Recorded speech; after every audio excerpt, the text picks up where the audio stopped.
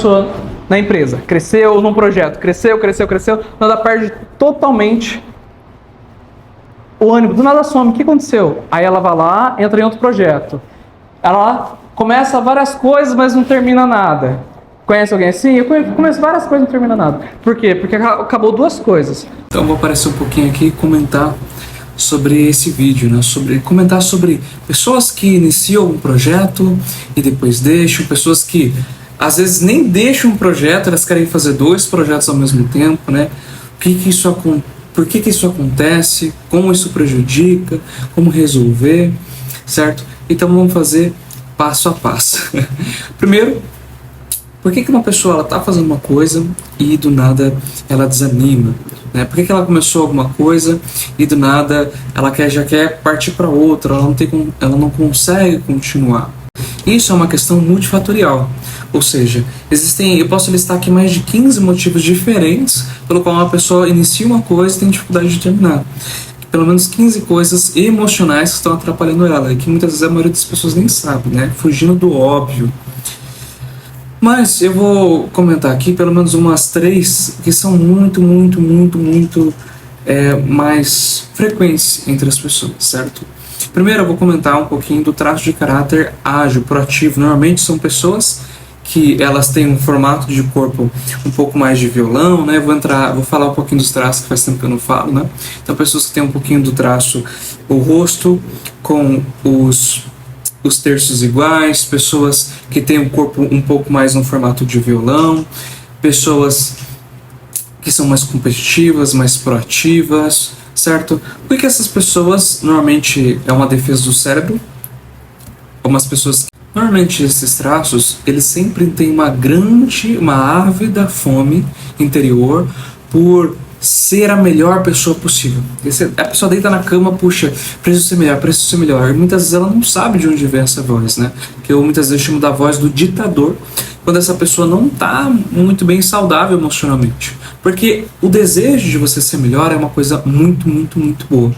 Porém, quando você não tem metas específicas, quando você está um pouco desajustado emocionalmente, com algumas feridas emocionais, então esse desejo de ser melhor acaba virando uma cobrança exagerada, acaba virando uma necessidade de ser perfeito, acaba criando comparações exageradas. Às vezes uma pessoa está ali, imagina tá um grupo de amigos, né?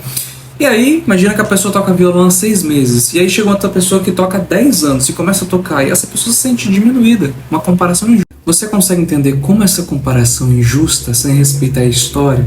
Só que muitas vezes a gente faz isso com a gente mesmo, a gente começa a se comparar, começa a acreditar que aquilo que nós temos ou aquilo que nós fazemos pode definir o nosso valor, esquecendo de quem nós somos, né? Aí entra a questão da personalidade, virtudes e tudo mais, que são coisas que ninguém pode roubar de você, certo? E mesmo nessas você tem que ter paciência na sua construção. Então imagina que eu estou num novo projeto. Eu estou começando a aprender a pintar, a tocar um instrumento, aprender uma habilidade nova. Imagina que eu estou iniciando no marketing digital. E aí eu começo ali, não tenho metas realistas, eu coloco lá, eu quero ter tanto resultado já nesse pouco tempo, sem entender quais são as habilidades necessárias que você precisa para construir isso. Eu quero já esse resultado, eu quero já ter esse reconhecimento. Muitas vezes a pessoa começa ali e algumas pessoas encorajam, né? E ela se sente um pouco mais animada. Mas aí quando ela começa a falhar, seja em pintar, seja em fazer um hobby novo, um projeto novo, ou nesse marketing digital, o que acontece? Poxa, a pessoa desanima com muito mais facilidade. É muito difícil, mas tem que criar vídeo, nossa, o pessoal não me apoia, não me ajuda. Ou seja, muitas vezes faltou alguém com mais experiência guiá-la para mostrar a realidade. Ela criou uma meta irreal, ela se cobrou exageradamente. Então, normalmente a pessoa toma decisão, existe um pico de energia, ela começa a crescer, e aí quando ela bate lá em cima, seja com uma frustração, seja porque ela está se esforçando e não está vendo resultado, né? Seja porque muitas vezes as pessoas pararam de reconhecer ela, várias questões assim, não teve apoio, ela acaba tendo uma frustração que a energia dela vai lá para baixo. Mas por que isso aconteceu? Porque existe, né, uma distância entre a expectativa e a realidade. E o nome dessa distância se chama frustração. Então, quanto maior a sua expectativa, quanto mais distante ela tem da realidade, maior a sua frustração. Por isso é interessante um planejamento bem feito, por isso é interessante mentores, por isso é interessante conhecer bem o processo, para que você consiga ajustar a sua expectativa conforme a realidade. E assim, o seu senso de crescimento, né, ele vai acompanhando a realidade, você não se frustra tanto. Exemplo, imagina que você compra um produto e aí tá lá, entrega em até 15 dias. A entrega vai ser feita em 15 dias. Aí você tá em casa, tudo tranquilo, só que chega com 12 dias a entrega, e aí você fica o quê? Nossa, que bacana, falaram que ia entregar em 15 dias, entregaram em 10 dias, 12 dias, né? Então, o que você sente? Você sente bem, certo?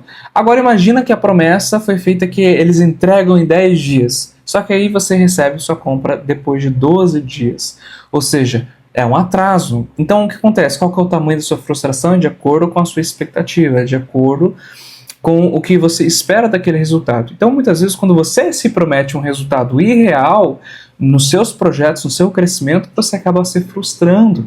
E isso é super natural. Imagina que você nunca fez nada da vida. É uma atividade nova, né? E aí você fala, agora eu vou mandar super bem nessa... Acontece com muitos empreendedores de, nossa, eu quero fazer uma transação de carreira, eu quero iniciar nesse projeto, e aí ele abandona várias coisas para entrar de cabeça ali. Só que ele nunca fez aquilo. E aí quando ele bate de cara com a realidade, ele acaba se frustrando muito e até pensando, isso não é para mim. E a realidade é que aquilo é para ele. Então imagina alguns projetos que de começo não deram certo para você, só que é para você.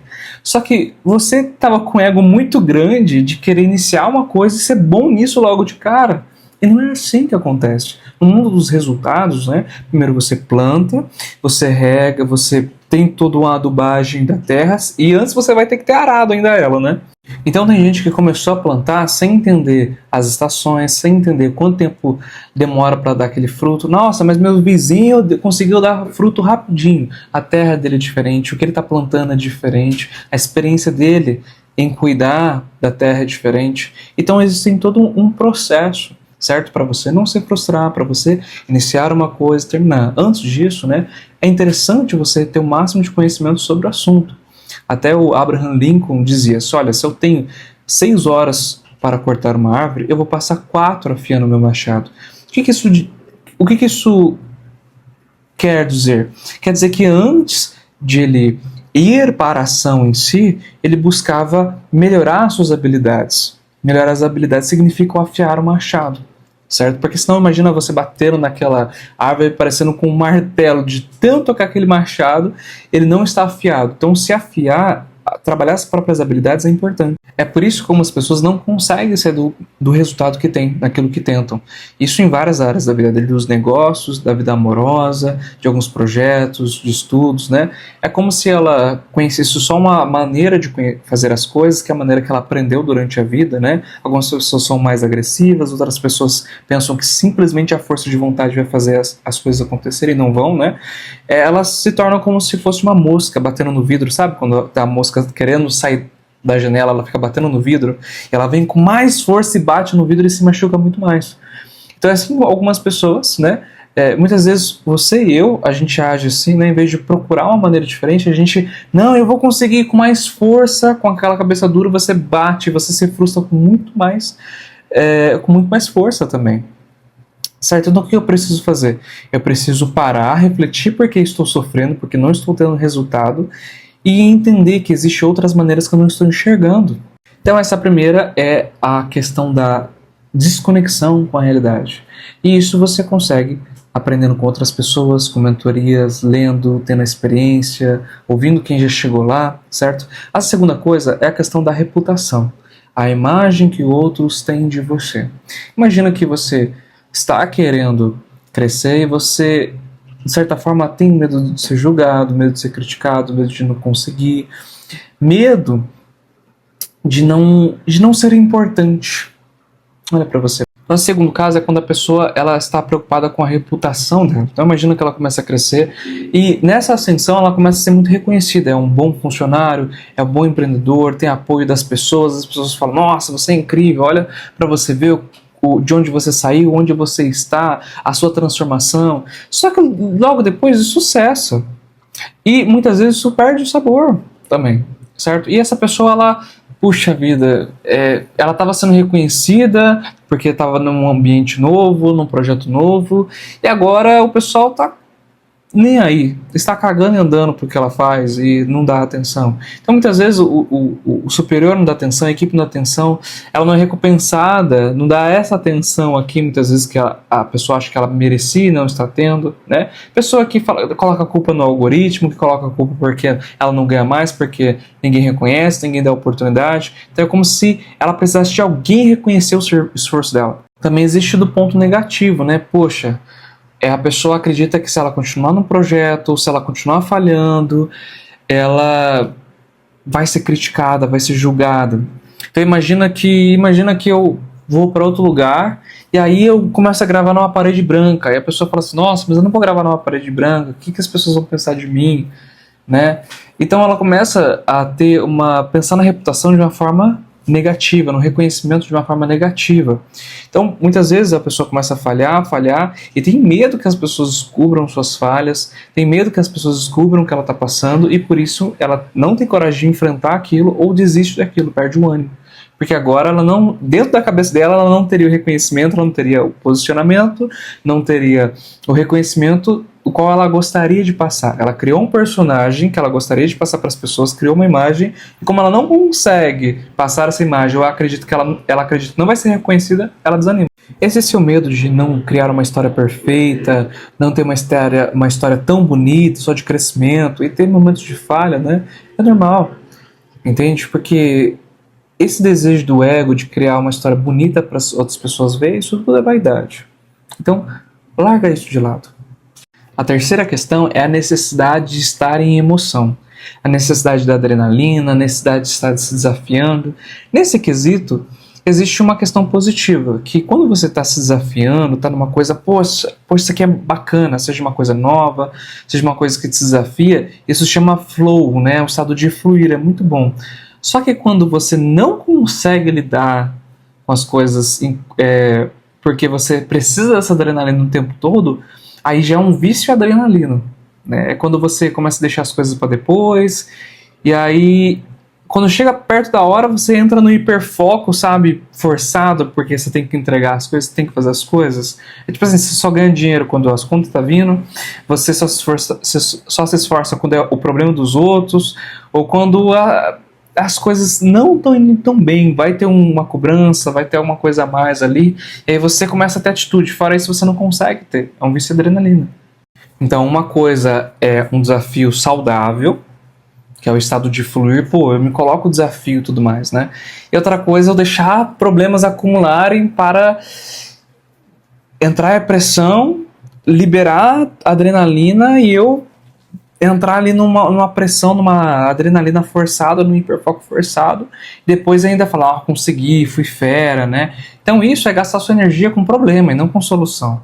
Agora, o meio saudável de fazer isso é você criar desafios com sonhos, não com problemas, ou seja, sempre ir aumentando a meta, sempre ir aumentando alguns projetos, mudando alguns projetos, aumentando o desafio disso, para que isso acompanhe, que vai levar na quarta questão também, que é a necessidade de variedade. Muitas pessoas elas precisam de ter variedade no trabalho.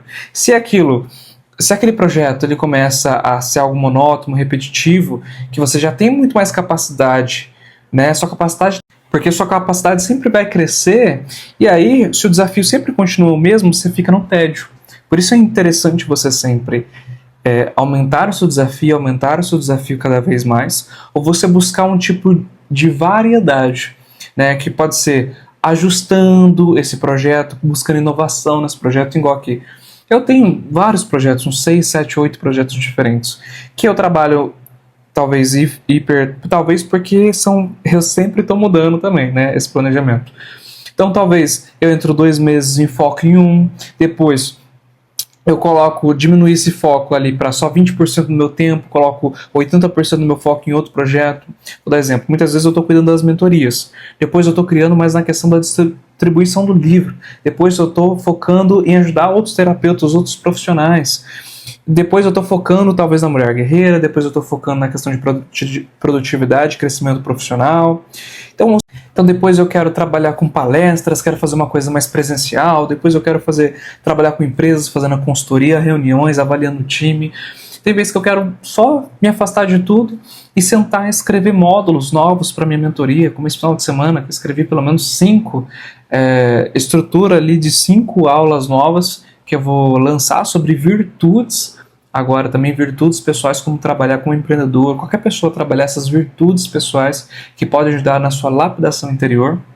Então essa variedade, ela te dá qualidade de vida, certo? Mas para que essa qualidade de vida aconteça, essa mudança de um projeto para o outro aconteça de forma saudável, você precisa se conhecer muito bem. Então ter um conhecimento muito bem de si mesmo, se conhecer os projetos e como fazer um planejamento excelente, um planejamento bem detalhado de início, meio e fim desses projetos, com resultado. Senão você vai, não deu certo, vou para outra, aí você vai se frustrar, porque você vai iniciar várias coisas, não vai terminar nenhuma e vai se frustrar. Então esse projeto só dá certo quando você começa, faz um projeto com início, meio e fim e resultado, porque você inicia ciclos, termina com resultados, traz esse sentimento de realização e aí você tem gás para ir para o outro, certo? Além também de aumentar a sua resiliência, porque quando você está no projeto e ele está chato, mas você sabe que logo vai ter uma grande mudança e você vai ser reenergizado, você tem mais resiliência para. E nesse projeto de se conhecer e conseguir fazer um planejamento efetivo para você, para os seus projetos, para o seu negócio, aí eu tô aqui para te ajudar, entende? Então, se você quer conhecer mais da mentoria, Propósito Claro, a mentoria que a gente cuida de gestão emocional, do propósito e da produtividade, certo? Manda uma mensagem aqui para mim, me contando um pouco dos seus projetos, que eu vou te ajudar a gente marcar um bom papo. Eu vejo que o que eu posso fazer por você para te trazer mais resultado.